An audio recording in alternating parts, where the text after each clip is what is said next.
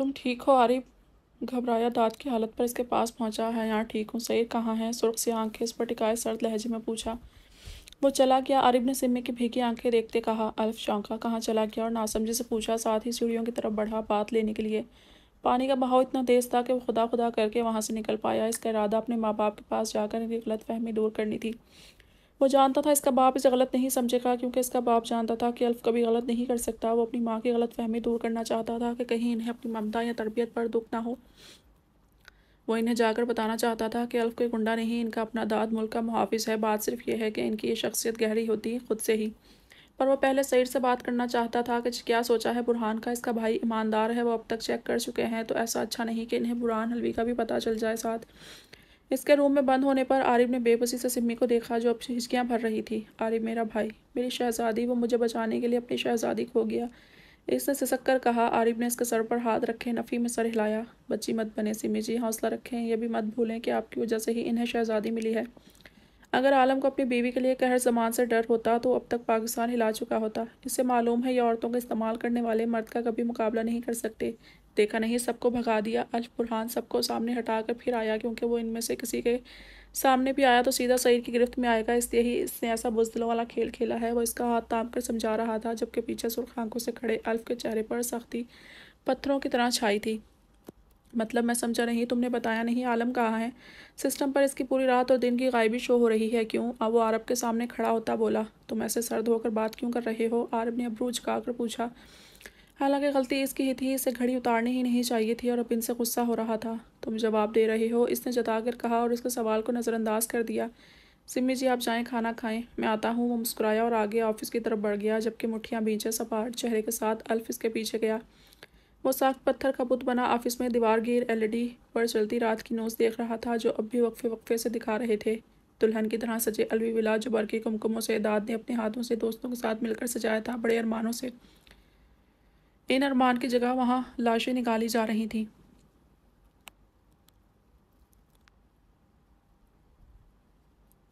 ناظرین آپ کو بتاتے چلیں کہ کل رات ہونے والے SP برہان الوی کے گھر پر دہشت گردوں کے اٹیک سے نہ صرف کئی جوان شدید مقابلہ بازی میں شہید ہوئے، بلکہ مشہور بزنس ٹائکون کمال الوی، ان کی بیگم، ساتھ دونوں بہنوں کی بھی اماں، ان کا بے دردی سے قتل کر دیا گیا۔ نیوز اینکر تیز تیز بولتا، ساتھ دل دہلا دینے والا منظر بھی دکھائی جا رہا تھا۔ لوگوں میں پہلے خوف و ہراس، دہشت گردوں کا دونوں بہنوں کو لے جانا۔ الف نے عارف کی طرف بے-حران نظروں سے دیکھا۔ یہ کس کا گھر ہے عارف؟ اس کے الفاظ اسے خود سمجھ نہیں آ رہے تھے، کیا بول رہا ہے عارف نے افسوس کرتے اس کے کندھے پر ہاتھ رکھنا چاہا تو وہ بدک کر پیچھے ہوا۔ مجھے بتاؤ یہ کس کا گھر ہے؟ کس کے گھر سے ماں باپ کی لاشیں اٹھ رہی ہیں؟ کسی کی بیوی لاپتہ ہے؟ کس کی گڑیا پھر عذاب میں چلی گئی؟ مجھے جواب دو ازل۔ وہ غرا کر اس کا کالر پکڑ کر آپے سے باہر ہو گیا۔ تمہارے گھر کا ہے یال؟ گہرا سانس بھرتے اس کے ہاتھ جھٹک کر اس نے تلخی سے کہا۔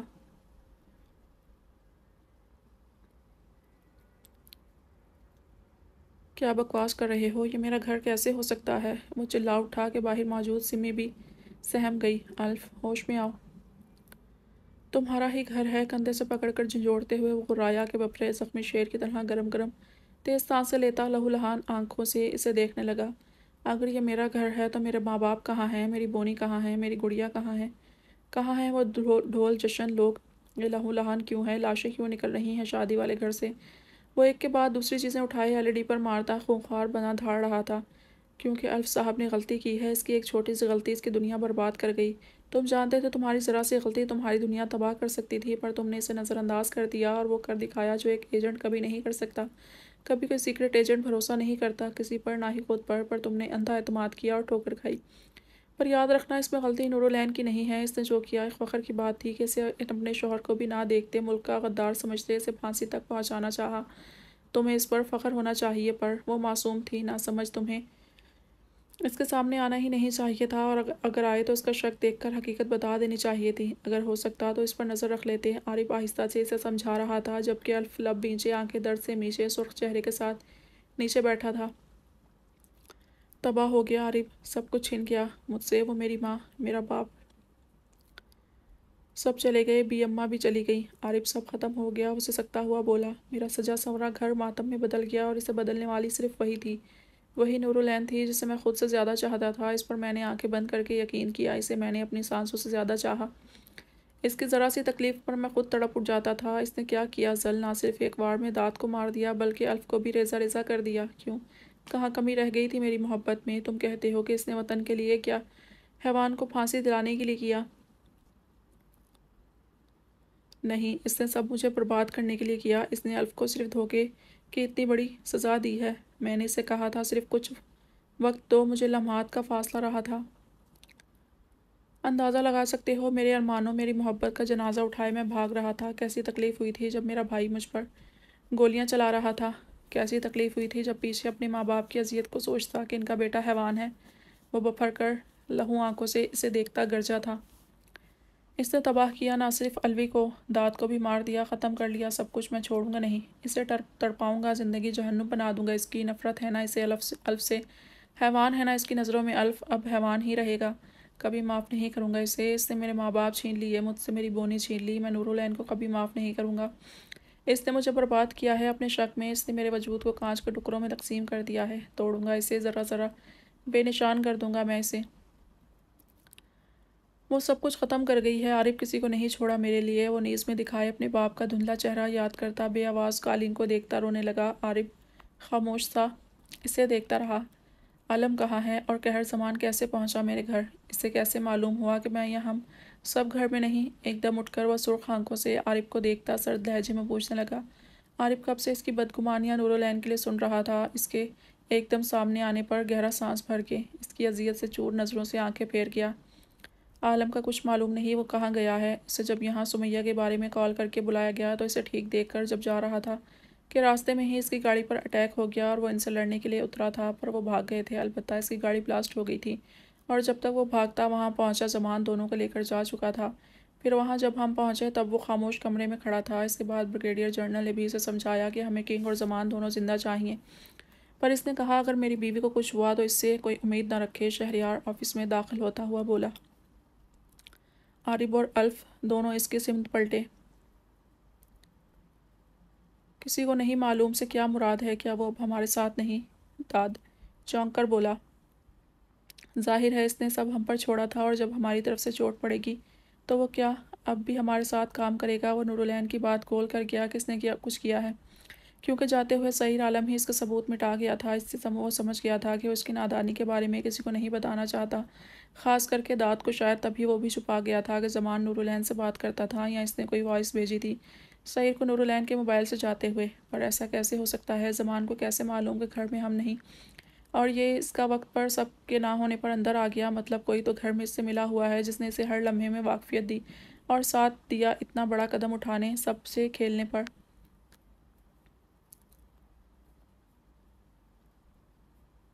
ورنہ اتنے سال کتنا قریب رہا بیسٹ کے، اس کی جرت نہیں ہوئی اسے نقصان پہنچانے کی۔ اور اب اچانک داد کے سوال کی بوچھاڑ ہو گئی جس سے شہریار نظریں چرا گیا۔ کیسے بھول گیا تھا کہ وہ ایجنٹ ہے؟ ایسا کچھ نہیں، اس نے ڈبل گیم کھیلی ہے الف، اس نے نرمی سے سمجھانا چاہا۔ نہیں، ڈبل گیم نہیں کھیلی گئی شیر، یہاں ڈبل کھلائی گئی ہے۔ اسے ڈبل ساتھی ملا ہے، اپنا ہی کوئی غدار، اور میں وہ جان کر رہوں گا، اس غدار کو اپنے ہاتھوں سے سزا دوں گا۔ وہ کہتا وہاں سے دونوں کی سنے بغیر نکل گیا۔ یہ پاگل ہو گیا ہے، اپنی غلطی نہیں دیکھ رہا۔ اس سے میں نے وارن کیا تھا کہ گھڑی اٹھا لے، پر اس نے وہ نہیں سنبھالی، اب سارا قصور اس پر ڈال دیا ہے۔ عارف غصے سے بولا۔ ابھی اس کے زخم ہرے ہیں، اس کا ریئیکشن یہ نارمل ہے۔ میں نے اس سے کئی بڑا سوچا تھا، پر چلو اللہ کا شکر ہے کہ خود کو سنبھالنا جانتا ہے۔ شہریار اس کے کندھے پر ہاتھ رکھتے بولا۔ تمہیں بہت خیال رکھنا ہے سمیہ کا عارف، اس نے کچھ سوچ کر پھر تمہیں اس کی رکھوالی کے لیے چنا ہے۔ ایک بھائی اپنی عزت تمہارے حوالے کر گیا ہے، اس کی ایسے ہی عزت کرنا جیسے اس نے تمہاری عزت کی۔ وہ سمجھانے لگا۔ عارف ہنس پڑا۔ تمہیں بتانے کی ضرورت نہیں، الحمدللہ میں سمی جی کی بہت عزت کرتا ہوں اور مجھے معلوم ہے اس کی عزت کیسے کرنی ہے، وہ میری آنکھوں پر ہے، فکر مت کرو۔ اچھا اب تم لوگ جا رہے ہو؟ اس نے بات بدلی۔ ہاں، اوپر سے آرڈر آئے ہیں کہ سعید کو روکیں، وہ اور دونوں کو زندہ لائیں۔ وہ بتا کر لب بھینچ کر رہ گیا۔ عجیب خود غرضی ہے، زندہ پکڑنے کے لیے انہوں نے اس حد تک لا دیا اسے، اس کی تکلیف کا کسی کو احساس نہیں۔ انہوں نے سچ میں اس بیسٹ سمجھ لیا، پتھر کا وجود ہے نا۔ اگر ان کی ضد نہ ہوتی کنگ زمان کو زندہ پکڑنے کی تو آج وہ زندہ رہ کر اس کی شہزادی پر پھر سے اٹیک نہ کرتے۔ وہ غصے سے بولا۔ شہریار کیا کہہ سکتا تھا؟ سمیہ کو یقین دلایا کہ سعید کو کچھ بھی نہیں ہو سکتا، وہ صرف یہاں حیوانوں کے لیے جہنم بنائے بھیجا گیا ہے، آگ کو آگ نہیں جلا سکتی۔ پتہ نہیں کہاں تھا زمان اور کہاں تھا سعیر، وہ سوچتے ہوئے عالم ولا سے نکلا۔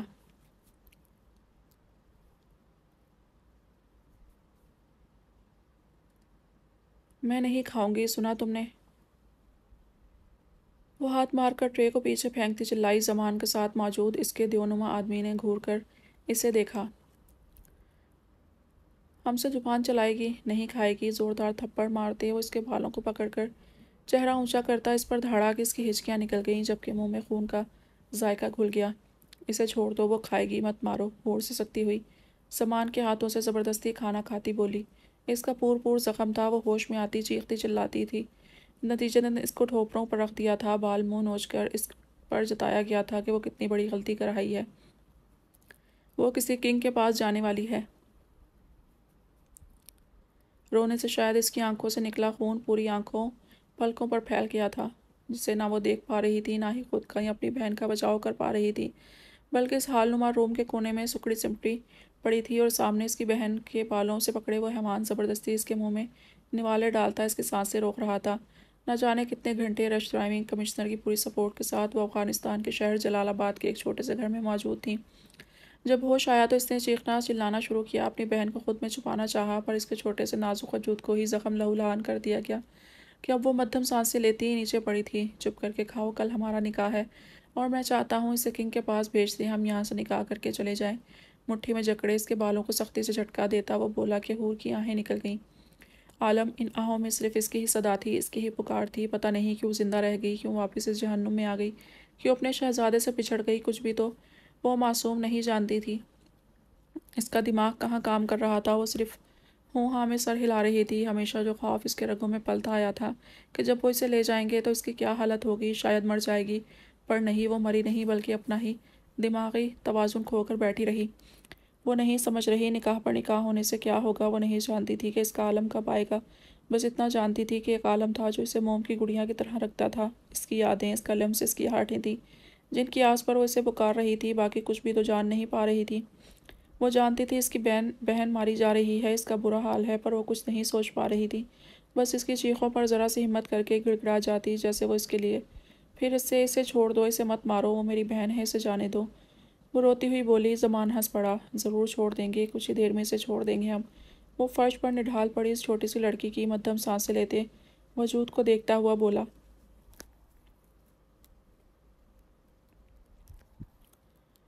اٹھو کھاؤ۔ اس سیاہ نے گردن سے پکڑ کر نوٹ کو اٹھا کر بٹھایا جو زخموں کی تاب نہ لاتی۔ تکلیف سے غنودگی میں تھی، بلبلا تو تب اٹھی جب گرم پانی کا کٹورا لبوں سے لگا اور اس کی چیخوں کی پرواہ کیے بغیر وہ گرم مادہ اس کے حلق سے اتارا گیا۔ مما، پاپا، داد۔ وہ اپنا گلا پکڑے درد سے غوغر کرتی، پھڑپھڑاتی، گھٹی گھٹی چیخیں مارتی انہیں پکار رہی تھی، پر احساس کہاں تھا اس معصوم کی حالت کا، بلکہ اسے زمین پر گلا پکڑے پھڑپھڑاتے دیکھ کر قہقہ لگا اٹھے اور اس کی آواز پر حیران سی اس کی طرف دیکھنے لگی۔ اسے جانے دو، یہ میری بہن ہے، اس نے مجھ سے کہا ہے، معاف کر دو اسے۔ ڈر کر وہ زمان کے ہاتھ پکڑے سسکی۔ وہ نہال نظروں سے اسے دیکھتا اس کے بال چھوڑ کر ہاتھ چوم گیا۔ چھوڑ دو، اس نے کرخت لہجے میں کہتے سیاہ فام کو جانے کا اشارہ دیا اور ایک نظر لہو چہرے والی بے ہوش پڑی نورالعین پر ڈال کر پاس بیٹھی حور کو دیکھا۔ بلائنڈ بیوٹی، تم تیار ہونا پھر نکاح کے لیے؟ وہ اس کے چہرے پر اپنے تھپڑ کے نشانوں پر انگلیاں پھیرتا ہوا بولا۔ وہ عالم آ جائیں پھر، وہ آنکھیں گھماتی بولی۔ زمان غصے سے دیکھتا اچانک ہی اس کا جبڑا پکڑ گیا۔ عالم کون؟ اس نے غرا کر پوچھا کہ حورالعین خوفزدہ ہوتی۔ رونے لگی۔ وہ میرا شہزادہ، سمی کا شہزادہ جو میرے لیے آئے گا، اس نے روتے ہوئے بتایا۔ زمان ہنس پڑا۔ وہ نہیں آئے گا بیوٹی، وہ تمہارا برا خواب تھا، شہزادے نہیں ہوتے، صرف میں ہوں تمہارا قہر زمان۔ وہ پر اسرار سی آواز میں اس کے کان میں بولا۔ وہ خواب ہے، میرا شہزادہ نہیں؟ اس نے معصوم بچی کی طرح روتے پوچھا، جس سے جیسے کوئی من پسند چیز چھین لی گئی ہو۔ ہاں، شہزادہ نہیں، شہزادے نہیں ہوتے، کوئی نہیں ہوتا، صرف حیوان ہوتے ہیں۔ جو تمہارا ہے قہر زمان۔ وہ اس کے کانوں میں سیسا انڈیل رہا تھا جبکہ وہ اپنے غم میں روئی جا رہی تھی کہ اس کا شہزادہ نہیں، اور جو وہ سوچ رہی تھی اس کا شہزادہ آئے گا، وہ صرف ایک خواب تھا۔ سمی جھوٹ بول رہی تھی اس سے۔ عالم نہیں، صرف قہر زمان ہے۔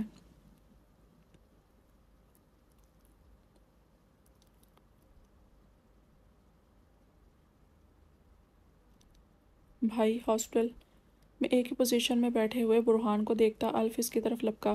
یہاں کیوں آئے ہو؟ کون بھائی؟ برہان اسے دیکھ کر کھڑا ہو گیا اور غصے سے بولا۔ داد کو شوق لگا اس کے سرد سپاٹ لہجے پر۔ بھائی، میں داد نم آنکھوں سے کہتا وہ پاس آ کر کھڑا ہو گیا۔ برہان سن کر ہنسا اور ہنستے ہوئے ارمان کو دیکھا۔ سن رہے ہو ارمان، یہ میرا بھائی ہے، یہ میرا داد جسے میں نے اپنے بچے کی طرح پالا، یہ وہی داد ہے جو اپنے بھائی کو خوار کرتا اس کا تماشا بناتا رہا۔ تلخ لہجے میں کہتے اس نے اسے نفرت سے دیکھا۔ تمہیں کوئی غلط فہمی ہوئی ہے ہوگے تم داد پر، میرا داد اور سب رات چلے گئے، میں تنہا ہوں اور تنہا رہنا چاہتا ہوں۔ بہت دیکھ لی اپنے رشتے، جان لیا کہ وہ اذیت زخم دینے کے علاوہ کچھ نہیں دے سکتے، مہربانی ہوگی یہاں سے نکلو، ورنہ میں سیکیورٹی بلا کر تمہیں باہر پھینکوں۔ اس کے الفاظ نہیں خنجر کے وار تھے جو الف کے سینے پر چلے تھے۔ وہ ششتر اپنے بھائی کو دیکھ رہا تھا جو بالکل انجان بن گیا تھا، ذرا سی رمق نہیں تھی آنکھوں میں پہچان کی۔ بھائی، اس جوان کے آنسو آنکھوں سے بہتے شیف میں جذب ہونے لگے، پر برہان نے پلٹ کر نہیں دیکھا۔ وہ تو لمحہ بلمحہ سانسیں لیتی چھوڑتی اپنی بیٹی کو دیکھ رہا تھا۔ الف سارا ٹوٹ گیا اور دیوار کا سہارا لے کر بینچ پر بیٹھ گیا۔ عالم کے گھر سے نکلتے وہ اپنے گھر کی طرف بھاگا کہ شاید وہ سب جھوٹ ہو، پر وہاں رینجرز کی سخت سیکیورٹی، گھر پر اندر موجود سناٹا، خشک خون کے فرش پر دھبے، فضا میں پھیلی خون کی بو سے خود کو ہی نوچنے پر مجبور کر گئے۔ ہر کونے سے اپنی ماں کی پکاریں سنائی دینے لگیں، ہر رخ پر باپ کی جھڑکیاں سنائی دینے لگیں، کوئی کھلکھلاہٹیں تھیں جن سے اسے وحشت سی ہونے لگی۔ کوئی روب کرتا اپنا تھا تو کوئی پرایا، سب اس کی آنکھوں کے سامنے گھومنے لگے، اور وہ جا کر منہ کے بل اپنے ماں باپ کے بیڈ پر گرتا پھوٹ پھوٹ کر رونے لگا، سر پٹکنے لگا، بال مٹھیوں میں جکڑ کے نوچے، پر کچھ نہ ہوا۔ کہیں سے کوئی واپس نہ لوٹا کہ اسے یہاں تنہائی سے خوف آنے لگا اور اسے اپنے بھائی، اپنی بھتیجی کا خیال آیا۔ وہ وہاں کھڑی پولیس سے اس کا پوچھتا یہاں آیا تھا کہ اپنے بھائی کے سینے لگ کر روئے گا اور اس سے پوچھے گا کہ امی ابو کو دفنانے پر میرا تو انتظار کیا ہوتا، پر اس نے اتنا حق بھی نہیں دیا کہ ایک آخری دیدار نصیب نہیں ہونے دیا۔ کیوں؟ کس لیے؟ اس لیے کہ وہ داد کو دیکھ کر برداشت نہیں کر سکے گا، اس کا دل پھٹ جائے گا، اس لیے اس کے پہنچنے سے پہلے انہیں دفنا دیا گیا، اسے یہ حق نہیں دینا چاہتا تھا۔ بھائی، اس نے پھر سے کوشش کی اور آگے بڑھ کر اس کے گلے لگنا چاہا کہ برہان نے دھاڑتے ہوئے اسے پیچھے دھکیلا۔ خبردار میرے قریب آئے، کہا نہ کوئی بھائی نہیں میرا۔ سرخ لہو جیسی آنکھیں اس پر نکالتے انگلی سے وارن کیا اور ڈاکٹر کی طرف بڑھ گیا، جبکہ داد بت بنا کھڑا رہ گیا۔ ڈاکٹر نے اس کے حوالے دواؤں کا ایک نسخہ کیا، جسے تھامتے برہان ارمان کی جانب آیا۔ یہیں کھڑے رہنا، اگر ذرا سی ٹانگیں اس دروازے سے آگے پیچھے ہلائیں یا کسی ارے خرے کو میری بیٹی کے پاس جانے دیا تو تمہارے لیے اچھا نہیں ہوگا۔ وہ سرد لہجے میں کہتا نسخہ تھامے وہاں سے نکلتا چلا گیا کہ داد لب پیچھے اس کی پشت کو جھلوتے دیکھتا رہا۔ محض ایک غلطی تھی، ہستیاں مٹ آ گئی۔ وہ سر تھامے وہیں بینچ پر بیٹھ گیا۔ عالم کہاں ہے؟ دفعتاً وہ چونکا اور ایک نظر ہاسپٹل کے روم پر ڈالتا وہاں سے بھاگتا ہوا نکلا۔ پارکنگ ایریا میں کھڑے برہان اسے جاتا دیکھتا رہا اور نم آنکھیں میچ کر خود کو سنبھالا۔ وہ اگر اپنے ماں باپ کو نہ دفناتا تو ضرور داد اپنے باپ کا چہرہ دیکھتا پاگل ہو جاتا۔ تبھی اس نے ایک قدم اٹھا لیا تھا کہ جہاں بھی جائے بس زندہ رہے اور خوش رہے۔ گاڑی میں بیٹھتا وہ اب اپنی بیٹی کے بارے میں سوچ رہا تھا کہ نہ جانے وہ اب اس کے لیے آئے گی بھی کہ نہیں۔ کل رات جب وہ الوی ولا میں داخل ہوا تو سب سے پہلے اس کی سسکیاں کانوں نے سنی تھیں۔ پتہ نہیں کتنا اس سے پکارا تھا، کتنا اسے خوف میں یاد کیا تھا کہ جب وہ اندر داخل ہوا تو فضا اس کی سسکیاں اس کے کانوں تک پہنچانے لگی تھیں۔ دوائیاں لیتے اسے اچانک ایک خیال آیا تھا، تبھی تھک کر اس نے وہ ریپر سیلر کے سامنے رکھی۔ سوری سر، یہ ببل یہاں نہیں، صرف ایک ہی دکان پر ملتی ہے اور وہ کچھ آگے ہے۔ سیلر کی بات پر وہ چونکا اور ریپر کو دیکھا۔ کیا وہ خاص ببل کھاتی تھی یا اس کے لیے کوئی اشارہ تھا؟ ٹھیک ہے، سر ہلاتے وہ واپس جیب میں رکھتے وہاں سے روانہ ہوا، پر الجھا ہوا تھا پورا۔ دوائیں ہاسپٹل پہنچا کر سخت سیکیورٹی میں اپنی بیٹی کو چھوڑے پر ریپر کو دیکھتے سیلز مین کی بتائی جگہ پر پہنچا جہاں ایک بڑا شاپ تھا۔ مجھے ببل دو، ریپر کاؤنٹر پر رکھتے وہ کلائی میں بندھی واچ کو دیکھتا ہوا بولا۔ سیلز بوائے نے کچھ چونک کر برہان کو دیکھا۔ یہ رات کو 12 بجے ملتی ہے، وہ کچھ سرگوشی میں بولا۔ برہان نے حیران الجھتے ہوئے اسے دیکھا۔ ابھی تو 10 بجے ہیں، تم دے سکتے ہو، وہ جتا کر بولا۔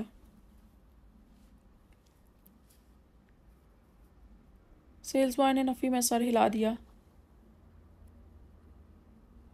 سوری سر، مجھے رات کو 12 بجے بولا گیا ہے، آپ اسی وقت آ سکتے ہیں۔ اس نے ہری جھنڈی دکھائی۔ برہان پیچو تاب کھاتا رہ گیا۔ یہ بھی بتا دو 12 سے 1 منٹ پہلے یا؟ اس نے غصے سے طنز کیا۔ وہ لڑکا اسے دیکھتا مسکرایا۔ وہ آپ کے دل پر ہے، کب آنا چاہیں گے سر؟ اس کے کہنے پر برہان اسے گھورتا ہوا وہاں سے نکلا۔ ابھی 10 بج رہے تھے۔ وہ ہاسپٹل جانا چاہتا تھا۔ ہر چینل، ہر ٹی وی پر نیوز چل رہی تھی ان کی بربادی کی۔ گھر سارا ویران تھا اور وہاں جانا نہیں چاہتا تھا، اپنے بنگلے پر بھی نہیں، کیونکہ اب اس کا دل اکتا گیا تھا۔ کمشنر سے تو اب اس کا حساب شروع ہو رہا تھا، پر اس کا ریکارڈ، اس کا بیک گراؤنڈ اتنا صاف تھا کہ وہ کچھ کر نہیں پا رہا تھا۔ پر اس نے اب سوچ لیا تھا وہ انہیں چھوڑے گا نہیں۔ ایک بار اس کی بیٹی کو ہوش آ جائے پھر ملے گا ان سے۔ گاڑی سے نکلتے ہوئے وہ لمبے ڈگ بھرتا اپنی مطلوبہ جگہ پر پہنچا۔ کون؟ سامنے کھڑا آدمی اسے دیکھتا غصے سے بولا۔ گیٹ کھولو۔ اس نے سوال کا جواب نہیں دیا، پر اس کے سرد لہجے، سرخ آنکھوں سے وہ کچھ گڑبڑا گیا۔ نہیں کھلے گا سر، کا حکم ہے، کوئی انجان اندر نہیں آئے گا، وہ غصے سے بولا، جس پر وہ تمسخر سے مسکراتا اس کی آنکھوں میں دیکھنے لگا۔ زیادہ عزیز کیا ہے، زندگی یا حکم؟ پورے اصرار سی آواز تھی۔ گارڈ غصے سے گھورنے لگا۔ یہ الگ بات تھی کہ اسے دیکھتے اس کا حلق خشک ہو گیا تھا۔ مری کی سرد سنسان رات میں جہاں چاروں اور اندھیرا پھیلا ہوا تھا، اس میں اس انجان کا اس طرح سامنے آنا، ایک تو اس کی جسامت، دوسرا سائڈ فیس پر کٹ، بھوری چمکتی آنکھوں میں پھیلی سرخی، ان میں پھیلی عجیب پر اصرار سے چمک، اس کے رونگٹے کھڑے ہو گئے اس سوال پر۔ زندگی کو جھجکتے ہوئے جواب دیا۔ اس نے سر ہلایا۔ تو ہٹو راستے سے، اس نے گیٹ کے سامنے سے ہٹنے کا کہا۔ نہیں، آپ کو سمجھ نہیں۔ اس کا جملہ ابھی مکمل ہی نہیں ہوا تھا کہ ایک دم مٹھی میں اس کے بال جکڑ کر دوسرے ہاتھ میں موجود خنجر سے اس کی گردن پر گھما دیا۔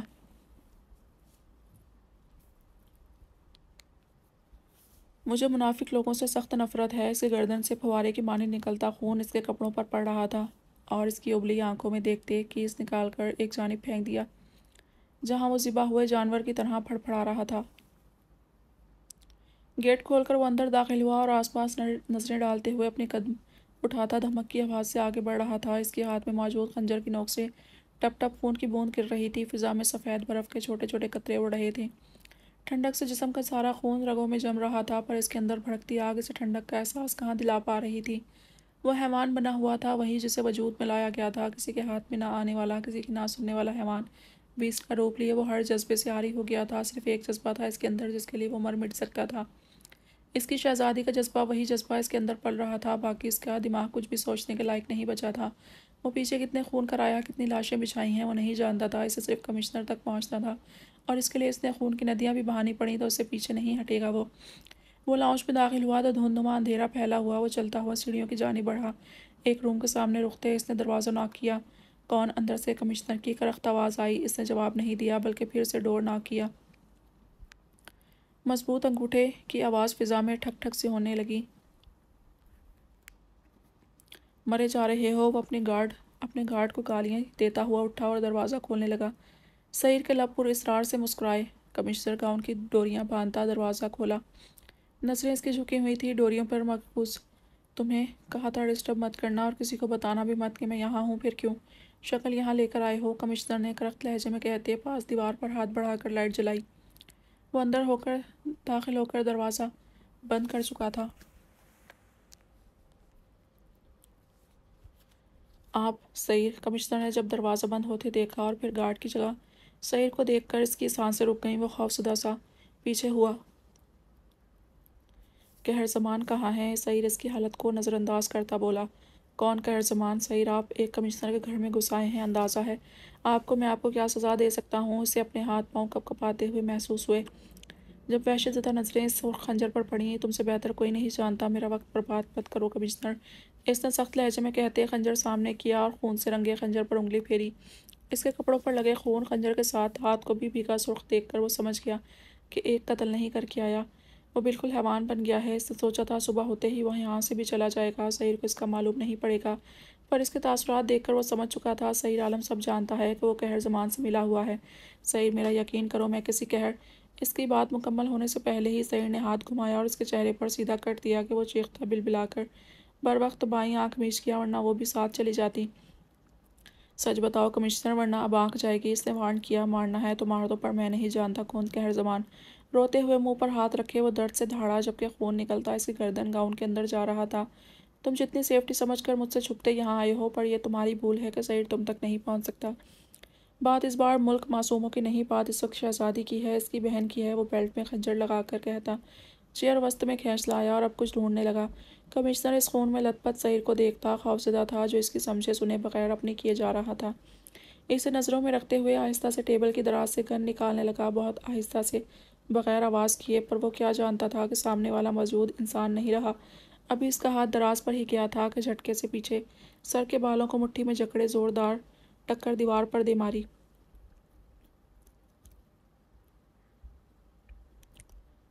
ایک دلخراش چیخ کمشنر کے منہ سے نکلی جبکہ اس کا سر پورا گھوم گیا اور آنکھوں کے سامنے اندھیرا چھانے لگا۔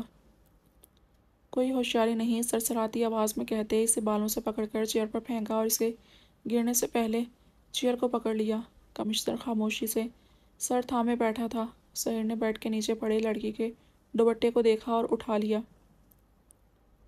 کون کون ہے گھر میں؟ ایک پاؤں اسے گھٹنے پر رکھتے مٹھی میں بال پکڑ کر سر اونچا کیا۔ پھٹے سر سے خون بہتا کمشنر کے چہرے پر گر رہا تھا اور وہ دھندلی آنکھوں سے سہیر عالم کو دیکھنے لگا۔ کوئی نہیں ہے، ہکلا کر وہ اتنا ہی بول سکا۔ تو پھر یہ دوپٹہ کہاں سے آیا؟ اس نے سبز کلر کا دوپٹہ سامنے کیا۔ کمشنر نے دیکھتے تھوک نکلی۔ بھاگ گئی لڑکی۔ لایا کون تھا اسے؟ سب سمجھتے ہوئے اس نے دوسرا سوال کیا۔ گارڈ جسے تم ابھی مار چکے ہو وہی لایا تھا، راستے سے جا رہی تھی، پر یہاں آتے میرے ارادے سمجھ کر بھاگ گئی۔ ہم نے کافی ڈھونڈنے کی کوشش کی پر نہیں ملی، بچ گئی ہے تو مجھے معاف کر دو۔ وہ روتے ہوئے بولا۔ زمان کہاں ہے؟ وہ اپنی بات پر آ گیا۔ مجھے گھمانے یا ٹالنے کی صورت تمہیں اپنی زندگی دینی پڑے گی کمشنر۔ خنجر اس کے شہرک پر رکھتے وہ کمشنر کو ساخت بت بنا گیا۔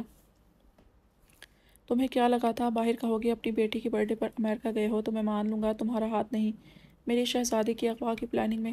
تم بہتر جانتے ہو مجھے، آخر تمہارے ایریا انڈر اتنے مرڈر کیے ہیں اور کس طرح کیے ہیں۔ اب اگر خود کو بھی ان میں شامل کرنا چاہتے ہو تو ضرور نہ بتاؤ۔ میں بتا دیتا ہوں بیسٹ، پر مجھے پروٹیکشن چاہیے زمان سے۔ وہ صرف تم مجھے بچا سکو گے، مجھے بچاؤ گے؟ وحشت زرد رنگت کے ساتھ اس نے کہا۔ میں نہیں، تمہارے سپاہی بچائیں گے، ڈونٹ وری۔ اس کے کندھے پر ہاتھ رکھتے تھپ تھپایا کہ وہ جھک گیا اس کے ہاتھ کی سختی پر۔ Don't waste my time. اسے خاموش دیکھ کر وہ دھاڑا۔ افغانستان میں جلال آباد وہیں گئے ہیں، کمشنر خوف سے چیختے اسے بتانے لگا۔ اور سعید نے بری طرح گھور کر اس کی آنکھوں میں دیکھا جو خون سے سرخ تھیں۔ میں سچ کہہ رہا ہوں، قسم لے لو، اب صرف مجھے بچا لو یا زمان کو مارا بیسٹ۔ وہ ہاتھ جوڑ کر گڑ گایا۔ آف کورس، تم جیسوں کی ہمارے ملک میں بہت ضرورت ہے۔ ملک چھوڑو، اگر تمہاری اپنی ڈپارٹمنٹ سے وفاداری ہوگی تو ضرور تمہاری جان بچ جائے گی۔ اس نے کہتے خنجر کو منہ میں دبایا اور بھوری چمکتی آنکھوں سے اس کے چہرے کو دیکھتے دوپٹے کو پھاڑ کر اس کے ہاتھ پیچھے چیئروں سے باندھے، پاؤں باندھ کر اس کے سامنے رکھی دوسری چیئر پر آئینہ رکھنے لگا۔ کمشنر وحشت زدہ سا وہ آئینے کے سامنے بندہ بیٹھا تھا، آنکھیں پھیلائے یہ سب دیکھتا رہا، جبکہ اب اس کے سامنے آئینہ رکھا گیا اور حواس باختہ تھا کہ کیا کرنا والا ہے اس کے ساتھ۔ آئینہ رکھ کر سعید نے منہ سے خنجر نکالا اور اپنے لب صاف کیے۔ آئینے میں ٹکی کمشنر کی آنکھیں خود پر دیکھتا وہ ہنسا۔ جس لڑکی کو اٹھا کر لائے تھے اس جگہ تمہاری بیٹی کو اٹھا کر کوئی جاتا تو؟ اس کے گھٹنے پر خون آلود اپنا بوٹ رکھتے وہ پوچھنے لگا جبکہ خود پورا کسائی کا روپ لے چکا تھا۔ کمشنر کے آنسو بہنے لگے۔ میں ایسا نہیں کروں گا بیسٹ، معافی مانگتا ہوں۔ تمہاری معافی کس کام کی؟ تم نے الوی ولا سے اپنے آفیسرز ہٹا کر اس آشیانے کو ویرانے میں بدل دیا، کیوں؟ وہ اس کی آنکھوں میں جھانکنا چاہتا تھا جبکہ کمشنر خوف سے اس کی آنکھوں میں دیکھ نہیں پا رہا تھا۔ کیونکہ اس ایس پی نے میرا حکم کو خاطر میں نہ لاتے وہی کیا جو میرے خلاف تھا۔ تمہارے خلاف تھا یا جرم کے خلاف تھا؟ ایسا کچھ نہیں، کوئی برا گناہ نہیں کر رہے تھے ہم۔ سوکی سیلری لیتا ہے۔ میں نے اس سے کہا تھا ہمارا ساتھ دو، ہم تمہیں ماہ کے 50 لاکھ 70 لاکھ دیں گے، ہفتے کا الگ، اور اس نے انکار کر دیا۔ ٹھیک ہے، تم سب نے اس کے خلاف جنگ شروع کر دی، پہلے اسے نوکری سے نکالنے کا کہ بڑے پاپڑ بیلے، پر وہاں اس کا صاف ریکارڈ کام آ گیا اور تم لوگ ناکام ہو گئے۔ پھر اس کے باپ کو کالز کر کے ٹارچر کیا نوکری چھڑوانے کے لیے، پر وہ نہیں مانا، اور اس پر ٹیکس ہراسمنٹ۔ کیا یہی ہوتا ہے پولیس ڈپارٹمنٹ میں اپنے ہی آفیسرز کے ساتھ؟ خود رخ والے ہو کر عزت سے کھیلنا، اپنی اولاد کو higher study, self defence, social protection اور دوسروں کی عزت پر کتے والی نظر رکھنا کہ یہ ذاتی عورت نوالا بن کر منہ میں آئے، یہی سوچ سے رال ٹپکاتے رہتے ہو نا؟ تم اب دھوکہ کر رہے ہو بیسٹ۔ کمشنر اس کی باتیں سن کر چیخ اٹھا۔ میرے پاس وقت نہیں ہے، ورنہ میں دھوکے کے معنی سمجھا دیتا اور عمل بھی کروا دیتا، پر خیر، اس نے کہتے کمشنر ساتھ ہی کمشنر کے نچلے لب کو چپٹی میں کھینچا اور اس کی بانچوں کے نزدیک سے خنجر رکھ کر کاٹتا ہوا اسے خوفناک شکل دے گیا۔ کمشنر کی دل دہلا دینے والی چیخیں عروج پر تھی جبکہ آئینے میں اس کا بھیانک روپ سامنے تھا جہاں لمبے دانت دکھائی دے رہے تھے۔ سعید دیکھ کر خوش ہوا اور اوپری لب کو پکڑا۔ معاف بیسٹ، اس سے بولا نہیں جا رہا تھا جبکہ اب سفید گوشت کی جگہ سرخ لہو ابل کر باہر نکل رہا تھا اور درد سے اس کی چیخیں غرغر میں بدل گئیں۔ بہت اچھا کیا اتنا دور ویرانے میں بنگلہ لینے کا۔ وہ کہہ لگا تھا، اس کے دوسرے لب کو کاٹ گیا، جبکہ اب صرف اس کے پورے دانت اور خوفناک کھلا منہ دکھ رہا تھا، جو اب انسان دیکھے اس کا دل پھٹ جائے دہشت و خوف سے۔ سعید نے آئینے میں اس کی شکل دیکھتے ہوئے سر ہلایا اور اپنے خون سے بھیگے ہاتھ اس کے گاؤن پر صاف کیے۔ جب تک ہوش رہتا ہے دیکھتے رہو اپنی شکل کے کتنے بھیانک ہو تم۔ خنجر بیلٹ میں لگاتے وہ گن کی گولیاں نکال کر آئینے کے سامنے چیئر پر رکھ چکا تھا اور اس کی موبائل اٹھا کر برہان کے نمبر پر مس کال دی۔ لڑاؤ اپنا دماغ ایس پی۔ موبائل وہیں پھینک کر وہ وہاں سے نکلتا چلا گیا۔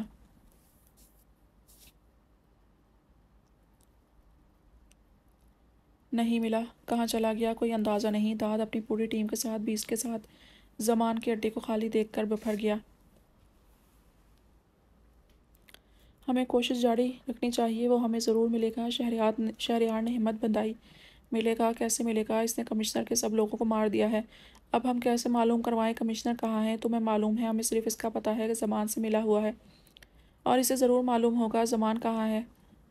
اس کی بیٹی کے پاس نہیں، وہ صرف افواہ ہے، ایک جھوٹ تھا۔ دادو غصے سے بولا۔ مجھے لگتا ہے ہمیں کمشنر سے نظریں ہٹا کر بیسٹ پر فوکس کر دینا چاہیے، کیونکہ وہی صرف ہمیں قہر زمان تک پہنچا سکتا ہے، باقی کوئی نہیں۔ شہریار کی بات میں دم تھا، پر بیسٹ بھی ملے تب نہ۔ وہ بیچ میں ایسا دھوکہ دے گا انہیں اندازہ نہیں تھا۔ اور وہ کہاں ہے؟ چپتے لہجے میں پوچھا۔ مل جائے گا، ہمارے آفیسرز کی تلاش جاری ہے۔ اس کی بات پر الف گہرا سانس بھر کر رہ گیا۔ الف نور؟ شہریار کی ابھی بات مکمل نہیں ہوئی تھی کہ اس نے ایکسکیوز کرتے کال ڈسکنیکٹ کر دی۔ لب بیچے وہ ہر جگہ چیک کر رہا تھا جہاں بیسٹ کی موجودگی یقیناً تھی، پر وہ یقین کی حدوں سے نکل چکا تھا۔ اپنے آپ ہی سب کچھ کر رہا تھا۔ ہاں، اس کے لیے مشکل کیا تھا؟ کچھ بھی تو نہیں۔ الف انڈرورلڈ کا ایک اہم فرد تھا، اور وہاں بیسٹ کی غیر موجودگی کی ہلچل مچی ہوئی تھی، جسے اصل سنبھالے بیٹھا تھا سارے گینگ کو۔ الف یہاں سے بھی ناکام ہو گیا تھا۔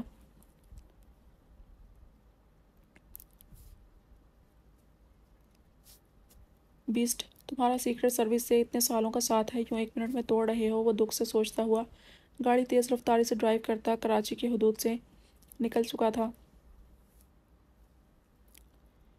Can I come in seat? دروازہ کھولے اندر فلیٹ میں داخل ہوتی مسکرا کر بولی۔ اس کے پیچھے رومیو اس کے انداز پر مسکراتا ہوا آیا۔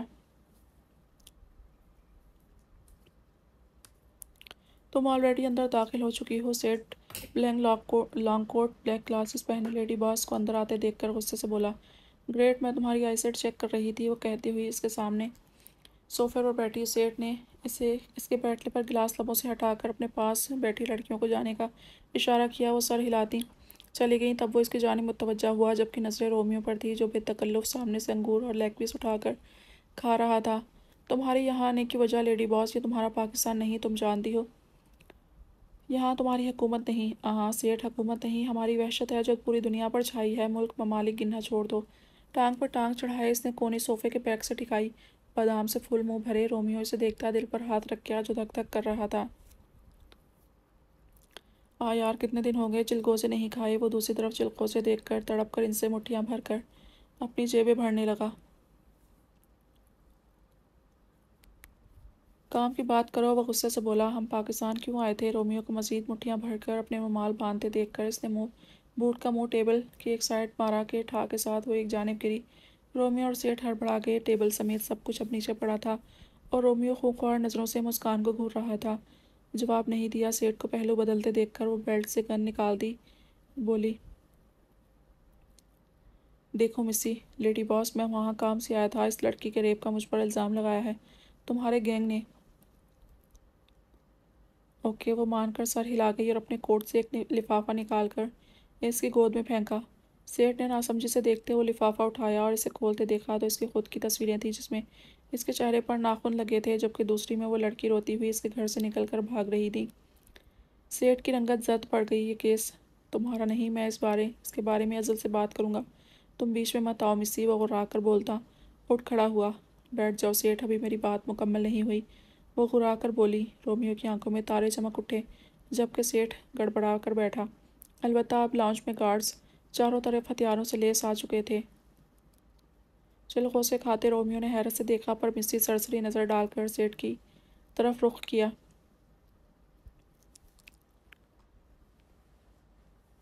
تمہارے پاس 2 منٹ ہیں، یا تم خود کو گولی مارو یا میرے آگے سر جھکاؤ۔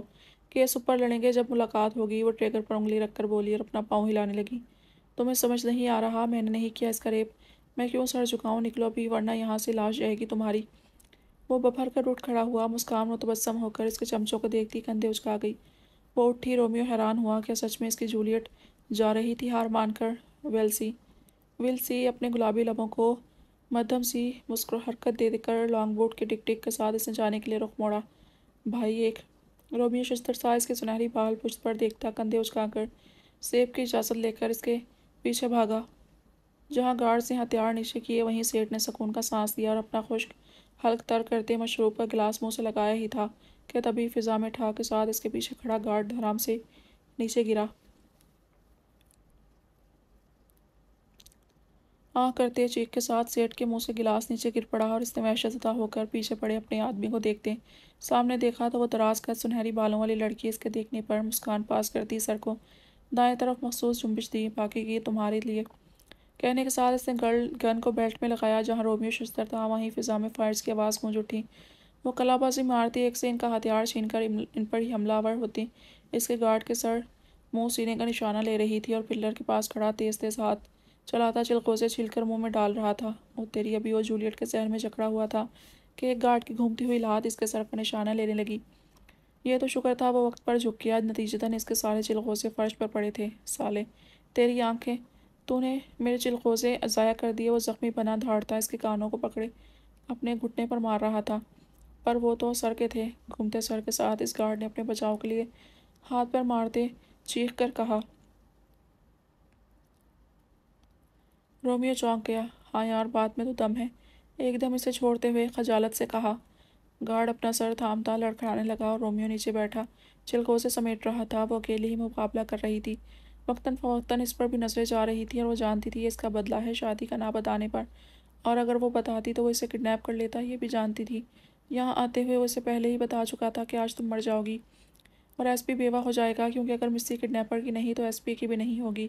اگر وہ چاہتا تو سیکنڈ میں کھیل ختم کر سکتا تھا، پر وہ انجان بن رہا تھا جیسے کچھ ہو ہی نہیں رہا، البتہ گولیوں سے اپنا بچاؤ پوری طرح کر رہا تھا۔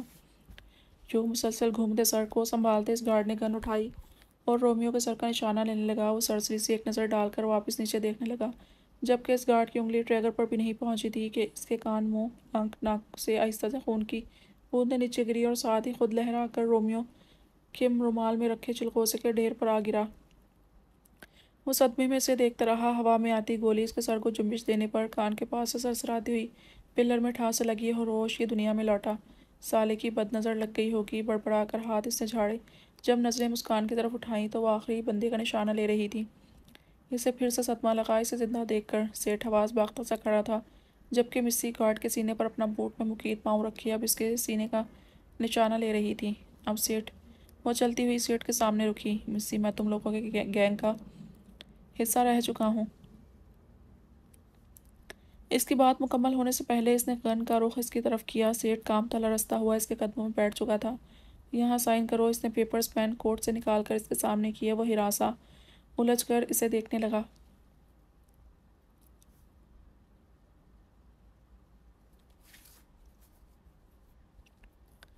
ڈرو نہیں، یہ بس تمہاری پراپرٹی کے پیپرز ہیں کہ تم اپنے ہوش و حواس میں رومیو اسپین کے جولیٹ ریسٹورنٹ اونر کی موجودگی میں اپنی ساری پراپرٹی انزلہ شفیق کے نام کر رہے ہو۔ وہ رومیو کے ساتھ وہاں موجود تینوں لڑکیوں کے نام لیتی ہوئی بولی۔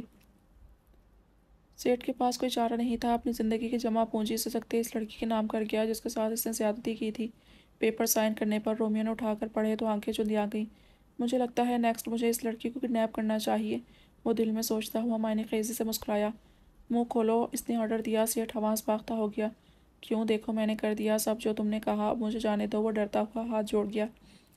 منہ کھولو سیٹھ، وہ چبا کر بولی، پر وہ ہراساں نفی کرنے لگا۔ رومیو نے اکتا کر دیکھا اور اگلے ہی لمحے اس کی دونوں انگلیاں اس کی آنکھوں میں موجود تھیں۔ جہاں لاؤنج میں دل دہلا دینے والی چیخیں گونجی تھیں وہیں اس کا پورا مول کھل گیا۔ رومیو نے اپنی خون آلود دونوں انگلیاں آنکھوں سے نکال کر اس کے کپڑوں پر صاف کیں اور مسی نے مسکراتے ہوئے اس کے کھلے منہ میں گن کا منہ ڈال کر ٹریگر دبا دیا۔ اس لڑکی کا گھر کہاں ہے؟ بائک پر بیٹھتے وہ سرسری سا پوچھنے لگا، پر مسی اس کی سوچ کو جانتی تھی۔ وہ لڑکی نہیں، ابھی 15 سال کی بچی ہے، اور گھر تیرے جیسے خبیث کی نظروں سے اوجھل ہی رہے تو بہتر ہے۔ وہ ریز دے کر اس سے پہلے وہاں سے نکلی۔ رومیو دانت پیستے اس کے اڑتے بال دیکھ رہا تھا اور خود کس پہ پیچھے ہوا۔ مجھ سے کوئی چھپ سکا ہے بھلا، فضا میں کہکا لگاتے ہوئے اس نے کہا۔ مسکان جب اپنے فلیٹ پر پہنچی تو وہاں اپنے آدمی کو موجود پا کر حیران رہ گئی۔ تم یہاں؟ فلیٹ کا ڈور انلاک کرتے ہوئے اس نے پوچھا۔ میں مانا پڑا آپ سے کانٹیکٹ نہیں ہو پا رہا تھا، جبکہ آپ تک صورتحال پہنچانا ضروری تھا۔ وہ اس کے پیچھے معتب سا اندر داخل ہوتا ہوا بولا۔ بولو کیا کہنا ہے؟ صوفے پر بیٹھ کے اپنے بوٹ اتارتی ہوئی وہ بولی۔ پر دوسرے لمحے اس کے ہاتھ ساخت پڑ گئے اور نظریں اس کی جانب اٹھیں جہاں وہ اس کی غیر موجودگی میں ہوئے حالات سنا رہا تھا۔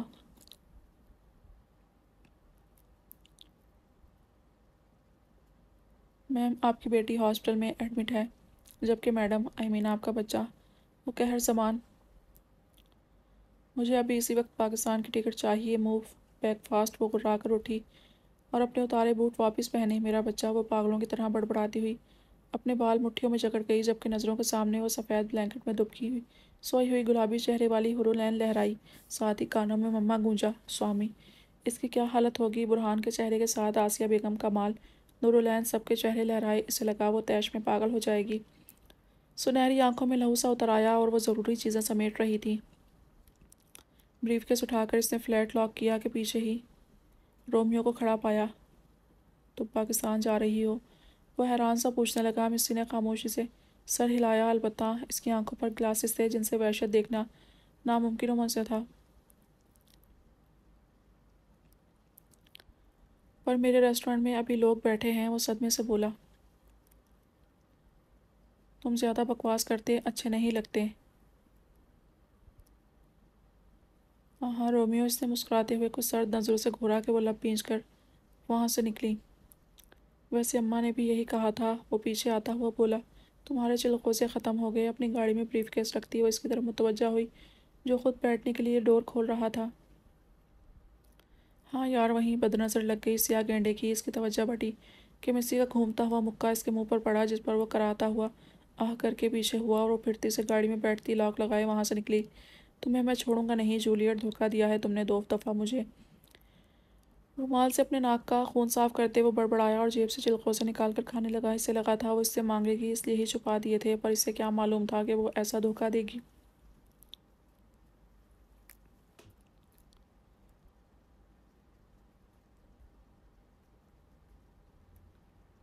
اب 2، میں 12 بجے ہی آیا ہوں، برہان غصے سے ریپر اس اکیلے لڑکے کے سامنے کرتا ہوا بولا۔ اس نے دیکھا اور معنی خیزی سے مسکرا دیا۔ اس نے ریپر لے کر وہاں ایک بڑا ڈبہ رکھا۔ برہان نے چونک کر اسے دیکھا۔ آپ کے لیے ہے، اس نے مسکرا کر کہا۔ برہان نے سر ہلاتے ہوئے ڈبہ کھولا تو مزید چونک اٹھا۔ اس میں ریپیٹر تھی۔ نکالے مت سر ابھی، برہان نکالنے لگا جب وہ لڑکا بولا اور اس کے بروج کا کر دیکھنے پر پیچھے کی جانب اشارہ دیا۔ آپ ٹھیک دن آئے ہیں۔ آج یہاں میٹنگ ہے ان آفیسرز کی جن کا چہرہ آپ سے چھپا ہوا ہے، اور یہ میڈم کی طرف سے آپ کے لیے تحفہ ہے، اس نے کہا۔ برہان شاک تھا۔ سامنے بلڈنگ کی ایک کھڑکی سے روشنی باہر پھوٹ پڑ رہی تھی۔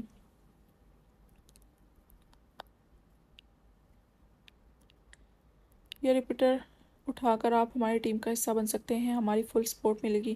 اگر نہیں تو اپنا دماغ استعمال کریں اور انہیں پکڑیں۔ برہان نے وہاں سے نظریں ہٹا کر اسے دیکھا۔ اپنی میڈم کو میرا شکریہ کہنا۔ وہ کہتا موبائل نکالتا وہاں سے ببل لے کر ہٹا۔ اس لڑکے نے کندھے اچکا کر ریپیٹر واپس رکھ لیا۔ اس نے ایک میسج اور لوکیشن اپنے رپورٹر دوست کو سینڈ کرتے اس کا اوکے باس والا میسج وصولتے مسکرایا۔ دوبارہ اس نے کال ملائی اور اے ایس پی کو فورس سمیت یہاں پہنچنے کا حکم دیا۔ یہ سب کر کے اس نے پیچھے مڑ کر دیکھا تو وہ بیسٹ کے گینگ کا لڑکا اس کے دیکھنے پر آل دا بیسٹ کہا۔ برہان مدھم سا مسکرایا اور اپنی ہتھیلی میں پڑے ببل کو دیکھا۔ تمہارے ببل بھی تمہاری طرح انوکھے ہیں، وہ ہنسا تھا جس کا اندازہ اسے خود نہیں ہوا، البتہ نمی اس نے آنکھوں میں فوراً محسوس کر لی تھی۔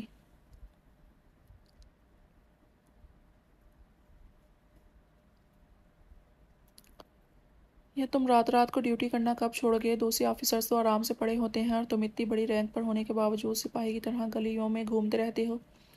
اس کے کانوں میں غصے بھری آواز گونجی۔ وہ نمی خود آنسوؤں کی صورت لیتے اس کی ہلکی ہلکی شیپ میں جھک گئی۔ آج ابو، فرق دیکھ لیں آپ کے گھر میں آرام کرنے والوں اور مجھ میں۔ کاش میں آپ کو اب جو ہونے والا ہے دکھا پاتا تو ضرور آپ کو اور امی کو مجھ پر فخر ہوتا۔ وہ سوچتا مسکراتا ہوا اس بلڈنگ کے سمت بڑھا۔ پرانی بلند عمارات، قداور درخت، یہ شہر کی سنجان جگہ تھی جہاں لوگ کم ہی آباد تھے۔ گیٹ پر کوئی سیکیورٹی نہیں تھی، شاید انہیں یقین تھا کہ ان تک کوئی نہیں پہنچ سکے گا۔ پر وہ انجان تھے کہ یہاں مصری رہتی ہے۔ سب کی نظروں میں تو دھول جھونک سکتے تھے پر بیسٹ کی ٹیم کی آنکھوں میں نہیں۔ برہان کو یہ مانتے کوئی آر محسوس نہیں ہو رہی تھی۔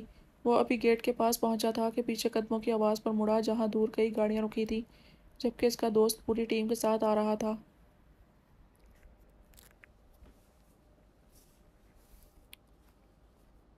برہان ظفر کو دیکھ کر مسکرایا، تب اس نے فلائنگ کس پاس کی۔ برہان ہنس پڑا اس کے جوش پر اور دوسری طرف اپنی لیڈی باز کے شوہر کو کس کرتے اس رپورٹر کو دیکھتے مسکان کا آدمی مٹھیاں بیچ گیا۔ اس نے سوچ لیا تھا یہ سین ضرور مسی باز تک پہنچائے گا۔ وہ سب الگ الگ ہوتے اس بلڈنگ میں داخل ہوئے۔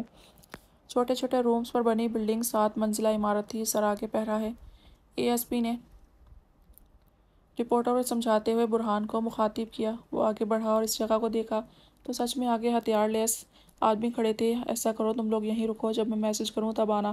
برہان ظفر والا ظفر سے کہتا بلڈنگ کو دیکھنے لگا جہاں آگے کیمرہ بھی لگے تھے۔ انہیں حکم دیتے برہان نے اس عمارت کو دیکھا۔ یہاں سے بغیر ان کی نظروں میں آئے وہاں پہنچتا تھا اور اگر یہاں جاتا تو وہ ضرور الرٹ ہو جاتے۔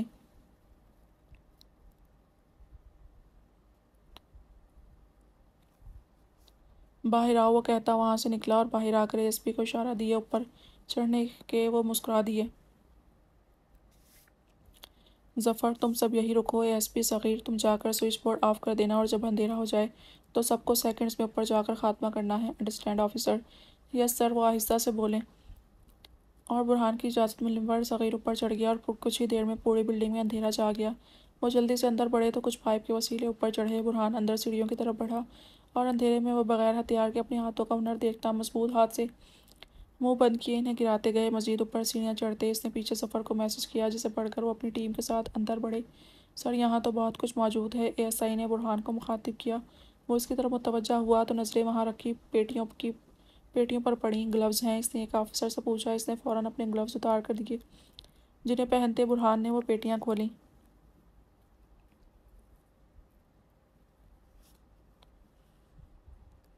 یہ ہتھیار ہیں سر، وہ ششدر بولے اور وہاں روم میں رکھی دوسری پیٹیوں کو دیکھا۔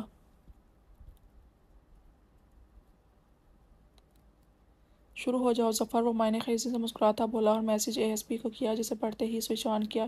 بلب کی روشنی ہر طرف بکھر گئی اور وہ سب اپنا فرض نبھانے لگے۔ رپورٹر، اینکر سارے روم کی حالت دنیا کے سامنے رکھنے لگے جبکہ کیمرہ تھامے ایک لڑکا اور مائک پکڑے ظفر برہان کے پیچھے تھے۔ جی تو ناظرین یہاں موجود ہیں ہمارے ملک کے بڑے بڑے باعزت باحترام شخصیات۔ روم میں اچانک داخل ہوتے کیمرے کا رخ سامنے کرتے ظفر وہاں موجود آفیسرز کو دیکھتا ہوا بولا، ایس ایس پی برہان الوی تمہاری ہمت کیسے ہوئی یہاں آنے کی؟ ظفر کو نیوز چھوڑتے دیکھ کر غصے سے دھاڑے اور منہ کے آگے ہاتھ رکھ دیے۔ ایک ایماندار آفیسر کی ہمت کا آپ اندازہ نہیں لگا سکتے سر، آپ اپنا بٹوارے کا شغل جاری رکھیں۔ وہ سامنے موجود ٹیبل پر رکھے بیگ کی طرف اشارہ دیتا ہوا بولا جو پیسوں سے بھرا ہوا تھا، ہم تمہیں چھوڑیں گے نہیں۔ وہ وہاں سے بھاگنے کے لیے باہر نکلتے ہوئے بولے پر آہاں کرتا برہان بیچ میں ہی آ گیا، چھوڑیے گا بعد میں، پہلے اس وقت خود کو چھڑوائیے سر۔ آفیسرز اریسٹ ہم، اس نے کرخت لہجے میں آرڈر دیا جس پر فوری عمل کیا گیا۔ جبکہ ٹی وی چینل پر نیوز سنتے بلڈنگ کے باہر کئی نیوز رپورٹر اینکر گاڑیاں بھر کر پہنچ چکے تھے۔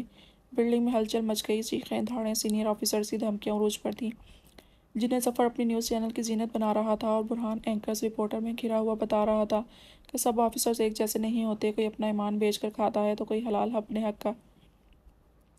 آپ سب دیکھ رہے ہیں یہاں آج جو اپنے ہی ملک میں چھپے جڑیں کاٹتے ہوئے دشمن سامنے آئے ہیں، وہیں انہیں سامنے لانے والے بھی ہم ہی ہیں، تو مہربانی ہوگی سب کو ایک ہی ترازو میں مت تولیں۔ آپ کے الفاظ بہت قیمتی ہیں، ان سے کسی کی دل آزاری مت کریں بلکہ سچ اور حق کا فیصلہ کریں۔ انصاف مانگیں خود کے لیے، اپنے پیاروں کے لیے۔ آج آپ کی خاموشی کل ملک کی خاموشی بنے گی اور ایسے ہی کیسز سامنے آتے رہیں گے، پھر بدنام وہی سندھ پولیس ہے۔ ہم آپ جیسے آفیسرز کو سیلیوٹ کرتے ہیں سر، واقعی ملک میں آپ جیسے آفیسرز بھی موجود ہیں جو اپنی بیٹی ہاسپٹل میں چھوڑے ماں باپ کے مرڈر ہونے کے باوجود اس وقت جان پر کھیل کر اپنی ڈیوٹی کو سب سے آگے رکھ رہے ہیں۔ ہم ایسے جان باز آفیسرز کی عزت کرتے ہیں سر، ایک اینکر نے کہتے ساتھ برہان اور اس کے پیچھے کھڑے سب اس کے آفیسرز کو سیلیوٹ کیا۔ ہم اپنے حق اور ملک کے لیے آواز اٹھائیں گے، ایسے درندوں کو سزا دلائیں گے۔ وہاں موجود لوگ نعرے بلند کرنے لگے۔ لوگ حیرت سے دیکھ رہے تھے، یہ تو وہی ایس پی تھا جس کے ابھی کل رات ہی ماں باپ مارے گئے تھے، اس کی بیٹی زندگی اور موت کی جنگ لڑ رہی تھی اور خود اپنی ڈیوٹی نبھا رہا تھا۔ حیرت کی بات تھی اس کی وردی پر ابھی بھی اس کے ماں باپ کا خون لگا ہوا تھا، پر سر سننے میں آیا ہے کمشنر بھی اس سب میں ملوث ہے، جیسا کہ ابھی ایک آفیسرز کے منہ سے سنا جو ناظرین بھی سن چکی ہیں۔ آپ کا ان کے بارے میں کیا کہنا ہے؟ کمشنر تو آؤٹ آف کنٹری ہیں۔ رپورٹر کی بھیڑ سے سوال اٹھا۔ وہ آؤٹ آف کنٹری نہیں، روپوش ہیں۔ انہوں نے آرڈرز دے کر میرے گھر سے سیکیورٹی فورسز کو ہٹایا۔ وہ دہشت گردوں سے ملے ہوئے ہیں جن کے ثبوت بہت جلد آپ کو ملیں گے، اور یہ سچ ہے، ہم نے ابھی سنا ہے کہ بلیک منی میں ان کا حصہ بھی نکالا گیا ہے۔ میں پوچھتا ہوں کیوں؟ آخر کب تک معصوموں کے خون چوس کر حرام کھاتے رہیں گے؟ کب تک گناہ بڑھا کر ان پر روپیہ وصولتے رہیں گے؟ بند کریں، انصاف دیں اپنی عوام کو۔ ہم ان کے محافظ ہیں، یہ ہماری اولاد جیسی ہے۔ جیسے ایک باپ اپنے بچوں کا محافظ ہوتا ہے، انہیں سرد گرم ہواؤں سے بچاتا ہے، ویسے ہی ہم اپنی عوام کے رکھوالے ہیں، محافظ ہیں۔ پھر کیوں ہم نے ان پر ظلم ڈھانا شروع کر دیا ہے؟ کیا یہ ہم اپنے بچوں کے ساتھ کر سکتے ہیں؟ کیا اپنے بچوں پر ہوئے ظلم پر دوسری پارٹی سے تگڑی رقم وصول کر ان کی ایف آئی آر جھوٹی کر کے اس بے گناہ پر ہی کیس کروا سکتے ہیں؟ سرخ آنکھ سے کہہ کر غصے سے کہہ رہا تھا، اور ماحول میں سکوت چھایا تھا۔ انشاءاللہ کمشنر جلد ہی یہاں کر سارے سوالات کے جواب دیں گے جو آپ کو اپنے حق کے لیے اٹھانے ہیں۔ جو کافی کچھ کہتا لوگوں کے دل دھڑکا رہا تھا۔ میری آخری بات یاد رکھیں، رونے آنسو بہانے سے کچھ نہیں ہوتا۔ قدم بڑھائیں، ہم آپ کے ساتھ ہیں۔ یہ ہاتھ پیر رب نے صرف سجاوٹ کے لیے نہیں دیے، اپنے حق کے لیے لڑیں۔ ایس آئی کے پاس جائیں، وہاں سے کچھ نہ ہو تو sub inspector, D S P, S P, S S P, I G تک جانا پڑے تو جائیں۔ خود کو کمزور مت سمجھیں، کیونکہ خاموشی ظلم کی ہم شریک ہے۔ اپنی بھاری سحر انگیز آواز میں کہتا، کتنوں کی آنکھیں چمکا گیا اور کتنوں کی ہمت بند آئی کہ ہر طرف ناکامی نہیں ہوتی، انصاف آپ کی راہ میں ہے۔ گھر بیٹھے ملتا نہیں تو خود اس راہ پر چل کر حاصل کریں، پر خاموش نہ رہیں۔ وہ جب وہاں سے نکلا تو سامنے موجود مسکان کا آدمی سے دیکھ کر سلیوٹ کرنے لگا۔ برہان مسکرایا اور اپنی گاڑی میں بیٹھا۔ اسے ضرورت نہیں تھی کسی دوسرے ہتھیار کو اٹھانے کی، اس کے پاس اس کے ہتھیار موجود تھے جن سے وہ بے خوف لڑ سکتا تھا۔ وہ گاڑی میں بیٹھا ہی تھا جب اس کے موبائل پر مس کال آئی۔ کون ہو سکتا ہے؟ اللہ خیر، اپنی بیٹی کو یاد کرتے اس نے دھڑکتے دل سے موبائل نکالا تو کوئی ان نون نمبر تھا جسے فوراً ٹریک کیا۔ لوکیشن مری کے ایک بنگلے کی، جبکہ نمبر کمشنر کا تھا۔ ہیلو، ارمان فیری کی طبیعت کیسی ہے؟ اس نے ارمان کا نمبر ڈائل کرتے ہوئے اس کے پک کرنے پر پوچھا۔ سر ابھی کوئی امید نہیں دلائی، بٹ انشاءاللہ ہمیں یقین ہے وہ جلد ٹھیک ہو جائیں گی۔ وہ اپنے سر سے کافی امپریس تھا اور آج کی باتوں نے اس کا دل جیت لیا تھا۔ اس کا دل سے دعا آئی کہ اللہ نے چاہا تو وہ ہمیشہ اپنے سر کا گارڈ بن کر رہے گا انشاءاللہ۔ اچھا ارمان، میں صبح تک پہنچ جاؤں گا، میری بیٹی کا خیال رکھنا۔ کوئی بھی ایمرجنسی ہو تو مجھ سے فوراً رابطہ کرنا۔ وہ کہتا، جی اوکے سر، سنتا کال ڈسکنیکٹ کر گیا۔ اس سے کمشنر سے اپنے حساب لینے تھے، اپنی بربادی کا، جس نے اس کی بیٹی کو موت کے قریب، اس کی کزن کو ان درندوں کے حوالے، جبکہ ماں باپ کو چھین لیا تھا ہمیشہ کے لیے۔ اسے ایسے ہی تو نہیں چھوڑ سکتا تھا۔ گاڑی ہاسپٹل کے پارکنگ ایریا میں روکتے وہ اندر بڑھا اور دوسری طرف سے سب کو دھول جھونک کر وہاں سے نکلا۔ وہ نہ اپنی گاڑی لے رہا تھا، نہ ہی کوئی لوکیشن شو کرنی تھی۔ تبھی موبائل لاک کر گیا تھا اور لوکل ٹرانسپورٹ کو اہمیت دی۔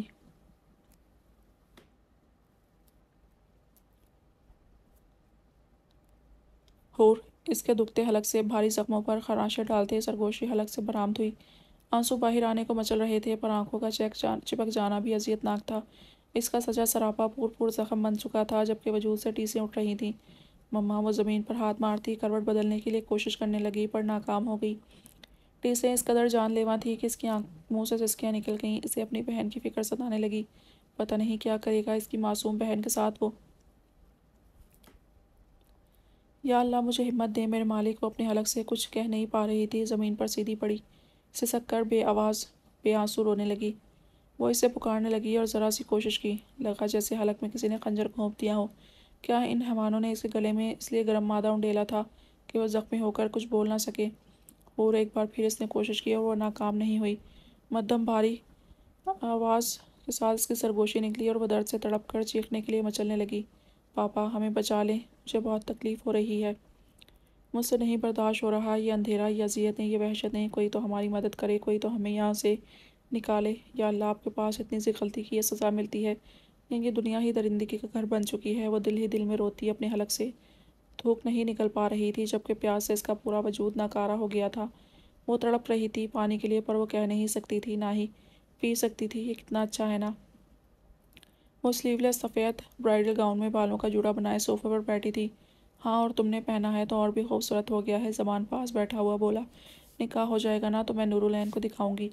وہ مسکرائی اور گاؤن کی جالی پر ہاتھ پھیرتی محسوس کر کے مسکرائی۔ سامنے بیٹھا وہ لو دیتی نظروں سے اس کے وجود کے خد و خال میں کھویا ہوا تھا۔ فلائٹ کا وقت ہو رہا ہے، یہ مولوی بھی ابھی تک کیوں نہیں آیا؟ غصے سے گراتے زمان نے دروازے کی سمت دیکھا۔ नकाह? किसका निकाह? नूर सुनती वहशत ज़दा सी हो गई। इसकी बहन का तो पहले निकाह हो चुका है, फिर क्या ये हैवान इससे निकाह कर रहा है? और हूर क्यों खुश होती खामोश है? क्या वो इस निकाह से खुश हो रही है या कुछ और बात है? पर वो नहीं जानती थी इस पर रब साईं की रहमत बरसी है जो वो जुदाई की अजियत से आज़ाद होती अपनी मस्ती में मगन थी।